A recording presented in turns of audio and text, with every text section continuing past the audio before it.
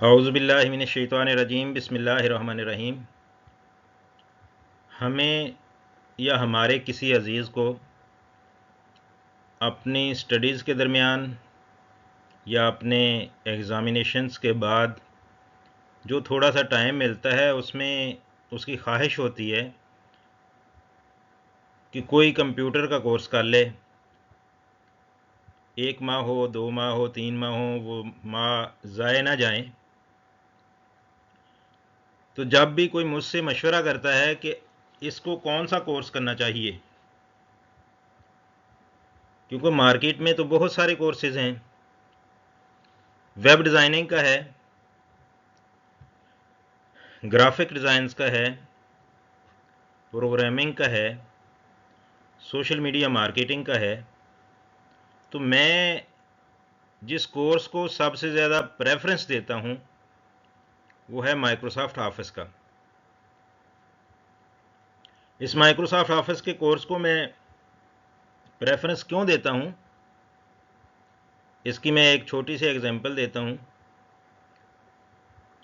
कि जब हम पढ़ रहे होते हैं मैथ, उसके अंदर बहुत सारे सब्जेक्ट्स होते हैं।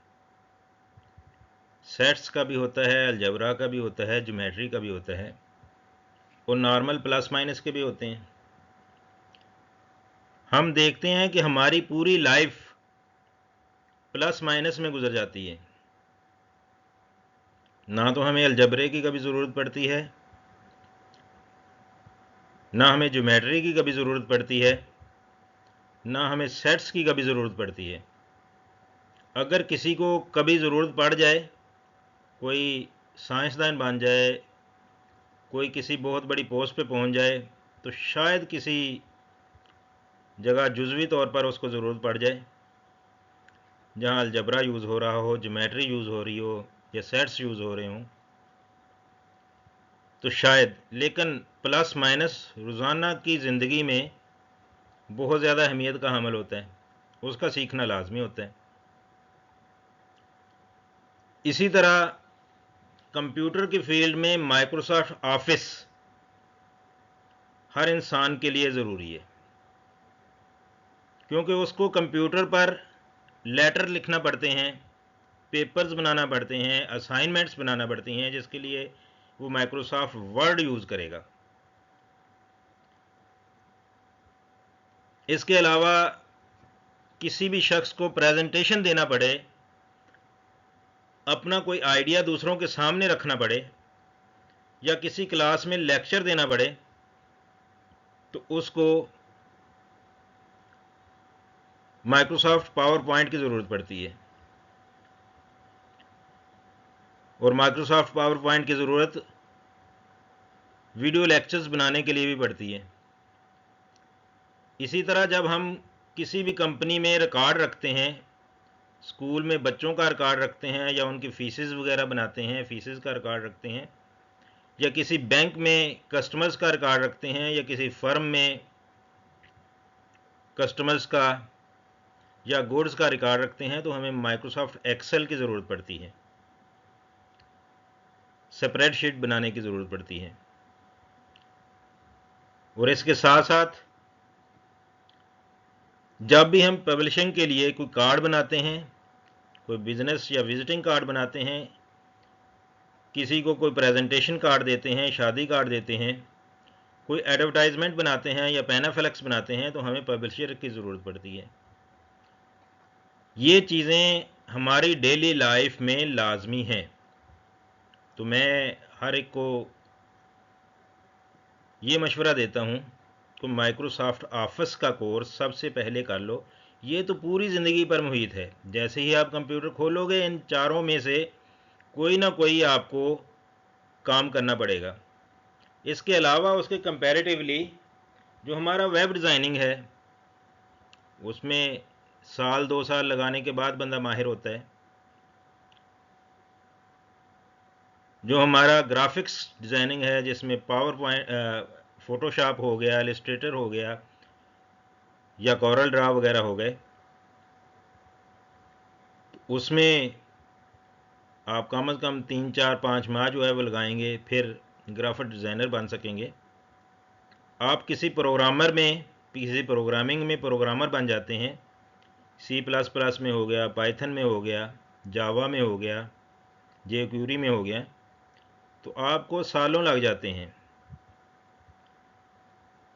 ये और भी बहुत सारी फील्ड्स हैं जिनमें आप मास्टर बनकर कंप्यूटर में सीख सकते हैं। बहुत अच्छी बात है, अगर आपके पास टाइम है, वो करना चाहते हैं तो वो करें। लेकिन आपके पास अगर बहुत शॉर्ट टाइम है, 1 हफ्ते का टाइम है, 1 माह का टाइम है, 2 माह का टाइम है, तो माइक्रोसॉफ्ट ऑफिस हर शख्स की ज़रूरत है। आप किसी स्कूल में जॉब करेंगे तो आपको असाइनमेंट्स बनाना पड़ेंगी, आपको पेपर्स बनाना पड़ेंगे, आपको लेटर्स लिखना पड़ेंगे, आपको बच्चों का रिकॉर्ड रखना पड़ेगा, आपको लेक्चर्स बनाना पड़ेंगे। वहाँ आपको हो सकता है पैनाफ्लेक्स वगैरह या एड्स वगैरह बनाने का कह दें, कोई लेटर हेड वगैरह बनाने का कह दें, तो आपको माइक्रोसॉफ्ट ऑफिस की ज़रूरत पड़ेगी। और माइक्रोसॉफ्ट ऑफिस के ये चारों प्रोग्रामों की ज़रूरत पड़ेगी। किसी कंपनी में काम करते हैं, वहाँ भी इन चारों की ज़रूरत पड़ेगी। ये माइक्रोसॉफ्ट ऑफिस हर बच्चे के लिए, हर बड़े के लिए लाजमी है जिसने ऑफिस में काम करना है। जब भी कोई पूछते हैं आपको कंप्यूटर की कितनी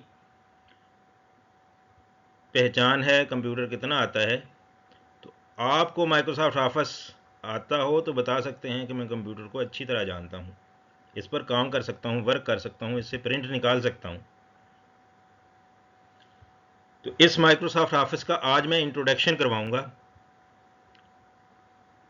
इंट्रोडक्शन के बाद ये हमारी पहली क्लास है।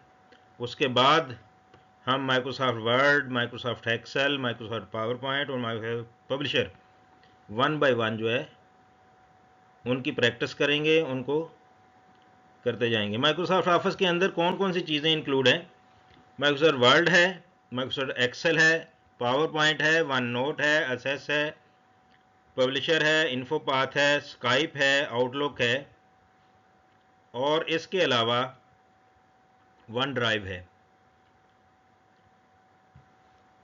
इनमें से OneNote, Microsoft Access, InfoPath, Skype for business, Outlook और वन ड्राइव, ये 6 चीज़ें मैं क्रॉस कर देता हूँ। ये 6 चीज़ें एक हल्का सा इनको टच ज़रूर दूंगा ताकि इनके बारे में पता चल सके कि ये चीज़ें हैं क्या। वो लास्ट में हम आपको बताएंगे। लेकिन जिनका तफसीली और लाजमी तौर पर हमने सीखना है, करना है, उसमें माइक्रोसॉफ्ट वर्ड है, माइक्रोसॉफ्ट एक्सेल है, माइक्रोसॉफ्ट पावर पॉइंट है और माइक्रोसॉफ्ट पब्लिशर है। ये लाजमन ऐसी चीज़ें हैं जो हर शख्स को आनी चाहिए। अब माइक्रोसॉफ्ट वर्ड के बारे में हम बात करते हैं। जब भी हमें कोई लिखना पड़ता है और उसका प्रिंट निकालना होता है, उसमें तस्वीरें एडजस्ट करनी है, सीवी बनानी है, असाइनमेंट बनानी है, या कोई भी प्रिंटिंग के रिलेटेड काम करना है, तो हमें माइक्रोसॉफ्ट वर्ड की ज़रूरत पड़ती है। इसका आइकन आपके सामने,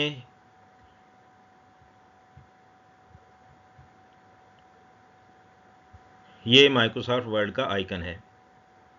इसके बाद जब भी हमें किस चीज़ का रिकॉर्ड रखने की ज़रूरत पड़ती है, बच्चों का रिकॉर्ड रखना है, हमने फीसिस का रिकॉर्ड रखना है, प्लस माइनस करने हैं, फार्मूले लगाने हैं, तो हमें स्प्रेडशीट की ज़रूरत पड़ती है। उसके लिए माइक्रोसॉफ्ट एक्सेल है।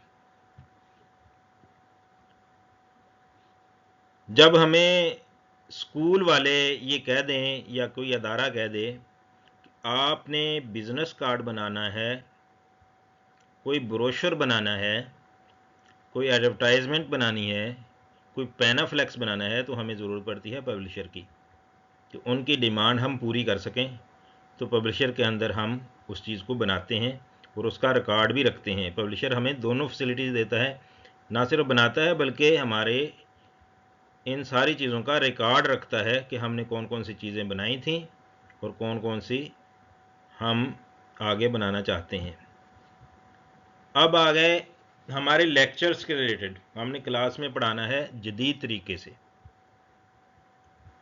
लेक्चर्स बनाने हैं, वो लेक्चर्स लाइव हों या लेक्चर्स वीडियो के हों, ये दोनों फैसिलिटीज़ हमें पावर पॉइंट देता है। इसके अलावा हम किसी भी किस्म की प्रेजेंटेशन अपने कस्टमर्स को देना चाहते हैं, अपने पार्टनर्स को देना चाहते हैं, तो हम पावर पॉइंट पर वो प्रेजेंटेशन जो है ना वो देते हैं।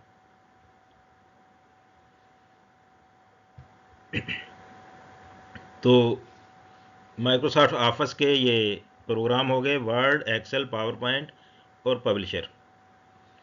अभी हम इन्हीं पर बात करेंगे। अच्छा, इसके साथ साथ मैं आप लोगों को माइक्रोसॉफ्ट ऑफिस का थोड़ा सा तारफ़ करवा दूं कि यह है क्या चीज़।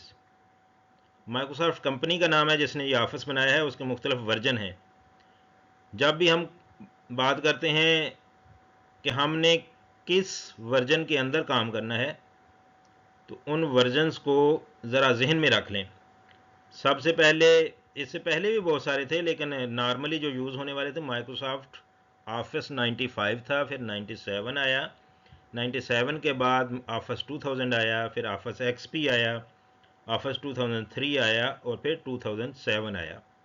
यहाँ तक कि ये 6 ऑफिस जो है ना, इनका सेपरेट सिस्टम है। उसके बाद 2000 के बाद ऑफिस यकदम चेंज हो गया। माइक्रोसॉफ्ट ऑफिस 2010 और माइक्रोसॉफ्ट ऑफिस 2007, इनमें बहुत ज़्यादा डिफरेंस है। जो माइक्रोसॉफ्ट पुराने ऑफिस यूज़ कर रहे थे, उनको माइक्रोसॉफ्ट ऑफिस 2010 यूज़ करना बहुत ज़्यादा मुश्किल हो गया। उसके लिए दोबारा से उन्हें कोर्स करना पड़ता है। उसके बाद माइक्रोसॉफ्ट ऑफिस 2013 आया, उसके बाद 2019 और 2021 आया। आजकल नॉर्मली मार्केट में सबसे ज़्यादा 2021 ऑफिस जो है वो चल रहा है। आजकल लेटेस्ट ऑफिस जो डाउनलोड किया जा रहा है, जो चल रहा है मार्केट में, वो है ऑफिस 2024। और इसके साथ साथ दूसरा ऑफिस है ऑफिस 365। ये 2024 और 365 देखने में एक किस्म के ही हैं और दोनों इकट्ठे ही लॉन्च हुए हैं। ये इन दोनों में डिफरेंस क्या है कि ऑफिस 2024 हम पीसी पर यूज़ करते हैं, हमारे पीसी के अंदर इंस्टॉल होता है, और ऑफिस 365 ये ऑनलाइन है, जो माइक्रोसॉफ्ट के अंदर इंस्टॉल है। हम अपने पीसी से सिर्फ उसको असेस करते हैं और उस पर काम करते हैं ऑनलाइन।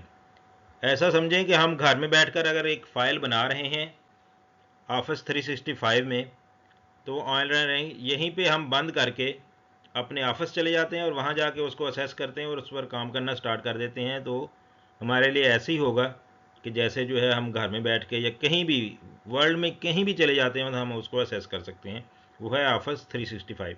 जो हम अपने पीसी में, अपने लैपटॉप में, अपने कंप्यूटर में यूज़ करते हैं उसको कहते हैं ऑफिस 2024। ये ऑफिस 2024 ऑफलाइन कहलाएगा और ऑफिस 365 ऑनलाइन ऑफिस कहलाएगा। और ऑफिस 365 को यूज़ करने के बाकायदा चार्जेस होते हैं। उनकी हम स्पेस यूज़ कर रहे हैं, उनकी ड्राइव यूज़ कर रहे हैं जहां हम फाइलें रखते हैं। अब नेक्स्ट चलते हैं। जैसे ऑफिस 2024 है, इसी तरह ऑफिस माइक्रोसॉफ्ट 365 है। इन दोनों में विजुअली कोई डिफरेंस नहीं है, दोनों सेम तरीके से काम करते हैं, बस एक ऑफलाइन है और एक ऑनलाइन है। इसके साथ साथ जैसे माइक्रोसॉफ्ट ऑफिस 365 है, मैं माइक्रोसॉफ्ट 2024 की बात नहीं कर रहा हूँ, माइक्रोसॉफ्ट ऑफिस 365 जो ऑनलाइन है उसकी बात कर रहा हूँ। गूगल ने भी एक ऑफिस बनाया है जिसको जी सूट के नाम से कहते हैं। जिस तरह माइक्रोसॉफ्ट ऑफिस में MS वर्ड यूज़ होता है, तो गूगल ने गूगल डॉक्यूमेंट्स के नाम से बनाया है। माइक्रोसॉफ्ट ऑफिस में स्प्रेडशीट का जो है वो एक्सेल कहलाता है, और माइक्रोसॉफ्ट जी सूट में, गूगल के जी सूट में शीट्स के नाम से वो आता है। इस तरह माइक्रोसॉफ्ट वालों ने पावर पॉइंट बनाया है, तो गूगल वालों ने स्लाइड्स के नाम से एक प्रोग्राम बनाया है। ये दोनों के दरमियान डिफरेंस है। अब हम उनको देखते हैं। माइक्रोसॉफ्ट वर्ड गूगल का डॉक्यूमेंट्स, माइक्रोसॉफ्ट एक्सेल गूगल का शीट्स, माइक्रोसॉफ्ट पावर पॉइंट और गूगल का स्लाइड्स। पब्लिशर के रिलेटेड माइक्रोसॉफ्ट के मतबादल गूगल ने अभी तक कुछ नहीं बनाया। इन सारी चीज़ों से हटकर हमारे लिए एक जो ज़रूरी चीज़ है वो है सीखना कि किसी भी फाइल का नाम क्या होता है और उसकी एक्सटेंशन क्या होती है। आप कंप्यूटर के अंदर मुख्तलिफ किस्म के आइकन्स देखते हैं, तो आइकन देखकर आपको पता चल जाता है कि ये आइकन किस चीज़ का है। वो कंप्यूटर खुद ब खुद एनालाइज नहीं करता कि ये क्या चीज़ है। जैसे जेपीजी जो है, आपको पता है जेपीजी या जेपीईजी या पीएनजी या इस तरह की पिक्चर्स की और फाइलें, उनके ऊपर तस्वीर की तरह के आइकन्स बने हुए आते हैं, हमें देख के पता चल जाता है कि पिक्चर है। वो चीज़ इसकी एक्सटेंशन बताती है। पहला डॉट से पहले जितने भी अल्फाज लिखे हुए हैं, माई नेम इज़ एहसन इस फाइल का नाम है, और डॉट जेपीजी उसकी एक्सटेंशन कहलाती है। इस तरह my name is Ehsan dot JPEG उसकी एक्सटेंशन है। ये दोनों एक्सटेंशन हमें बताती हैं और कंप्यूटर को भी बताती हैं कि ये तस्वीरें हैं। इनको तस्वीरों वाले किसी प्रोग्राम में जाकर आपने खोलना है। जब हम इस पर डबल क्लिक करते हैं तो ऑटोमेटिकली ये पिक्चर्स वाले प्रोग्राम में जाकर खुल जाती हैं। इसी तरह किसी नाम के बाद MP4 लिखा हुआ आ जाए, MPEG लिखा हुआ आ जाए, DAT लिखा हुआ आ जाए, तो हम समझ जाते हैं और कंप्यूटर भी ये समझ जाता है कि ये वीडियो फाइल है। इसी तरह किसी भी नाम के आखिर में डॉट के बाद MP3 लिखा हुआ आ जाए तो हमें पता चल जाता है कि ये ऑडियो फाइल है। MP3 आ जाए, वेव फाइल आ जाए, तो ये ऑडियो फाइल है। अब इसी के साथ साथ जब हम MS वर्ड की बात करते हैं तो जिसके आखिर में DOCX लिखा हुआ आ जाए या DOC लिखा हुआ आ जाए, वो MS वर्ड की फाइल है। इसी तरह LXLSX लिखा हुआ आ जाए तो ये MS एक्सेल की फाइल है।